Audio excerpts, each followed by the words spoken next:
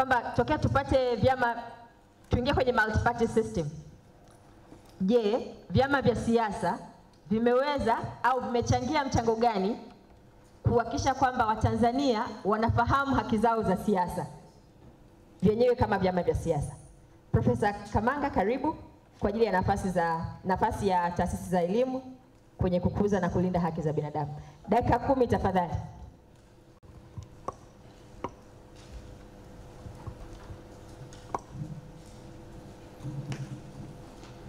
Nimepewa heshima kuzungumza nanyi, lakini kwa dakika 10 kwa mada ambayo ni pana sana. Mwenyezi Mungu nisaidie.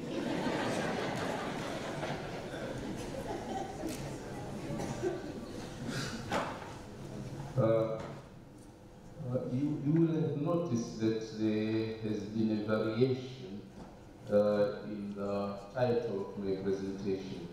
I've been required to talk about the role of institutions of higher learning. Because of the time constraints, I've confined my presentation to the role of academic institutions, but with reflections on the University of Dar es Salaam School of Law. Yeah, there is no way within 10 minutes we can talk about the role of academic institutions. There is no way. There's no, unless by divine intervention sometime. Now, my presentation will center on 4 key themes at the University of Dar es Salaam School of Law. And that is 1, teaching, secondly, research, and thirdly, public outreach, because those are the 4 functions. Those are the 4 functions our university and School of Law is inclusive. But I want to also begin by saying something about the unique role of the University of Dar es Salaam School of Law. We have several schools of law in Tanzania. We have several faculties of law in Tanzania. But the University of Dar es Salaam is a unique institution. So I want to begin there, because out of that uniqueness also come with responsibilities. The University of Dar es Salaam, as you're aware, and the School of Law in particular, traces its roots to October 25, 1961, 25th October. This is the day on which officially the University of Dar es Salaam School of Law, then the College of Law, began. So the University of Dar es Salaam School of Law has been destined, since initially the institution is acquired out of, because of historical facts. So it has been destined to be a trailblazer. It has been destined to set the pace for sister institutions, both in Tanzania, but also abroad as well. It has also been destined, it has been historically given the task of creating the human resources in the area of legal sector. It has also been destined to create the curriculum for schools of law.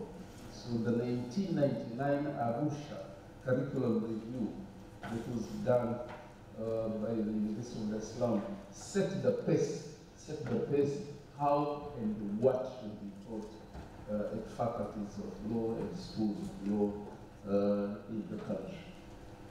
Because of that destined history, right, the School of Law was the first to introduce a number of new, innovative, standalone, autonomous courses. Refugee law, international humanitarian law, and several others. These courses were never before that date taught as autonomous, standalone courses. The University of Dar es Salaam School of Law was also destined to create what we now take for granted, the semesterization system. Right? Prior to that, we had the term system, with three-term system. The University of Islam, 1999 in Arusha, introduced a semesterization system. So that's the background. That's the background. Now, when you come to teaching human rights, we should talk about teaching at two levels. There is the theoretical part of human rights, and that is done through teaching human rights law as an autonomous, stand-alone course. Insisting on this because prior to that, human rights was taught, but it was taught as part of public international law. It wasn't taught as an autonomous, stand-alone course. So the University of Islam, through the curriculum of 1999, introduced human rights law as an independent course. Law 470 at undergraduate level, and law 6 to 8 at the graduate level.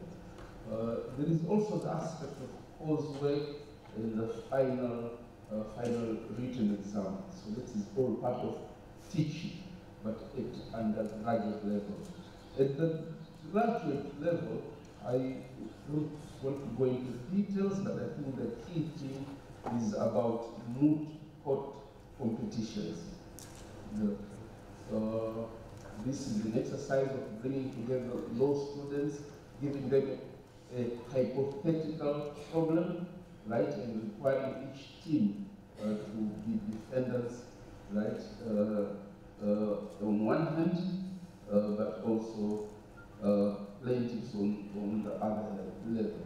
And these moot court competitions are both intra at the university, at the school level, but also at the national level, where we compete with other universities. Also, sometimes moot courts are conducted at the international level. We had the good privilege and honor in the deanship of Professor Mchome to host the All Africa Human Rights Moot Court competition. This is a historical fact we need to acknowledge. So let's teach research. Research is, in terms of human rights, is conducted at several levels. There are student research, right, in terms of dissertations for undergraduate level, but also the graduate essays at the graduate level. There is also compulsory research and publication for students of PhD. So that's research at the student level, but we also at the School of Law also a number of publication platforms. So if you're a student, if you're a staff member, you have access to publish your work either in the Eastern Africa Law Review, but there is also the Mirele Law Journal. You also have an opportunity to publish in the TGCL research series. The dean here is one of the editors. But there are also independent research that is done both by students as well as staff. We also say that at the School of Law there are a lot of research that we do in collaboration with other findings. Public outreach. Public outreach is the fourth substantive engagement of the School of Law in matters of human rights. In particular, among other things, I think the most prominent event at the School of Law, I think, is the Legal Aid Committee. The Legal Aid Committee is little known by many, but it is one of the most enduring, one of the most high-profile activities at the School of Law in terms of public outreach. Some of you may be aware that one of the important cases that have been picked up, carried out by the Legal Aid Committee, is the Nkomazi Game Reserve case. Like it was argued by then Dr. Sikini Chomi and Ibrahim Juma. I think it's one of the most high-profile activities. But beyond this case, of course, regular public outreach events, especially through the media, both print as well as electronic. Often enough, you will hear, you will see academic members of staff either on TV or in publications in the print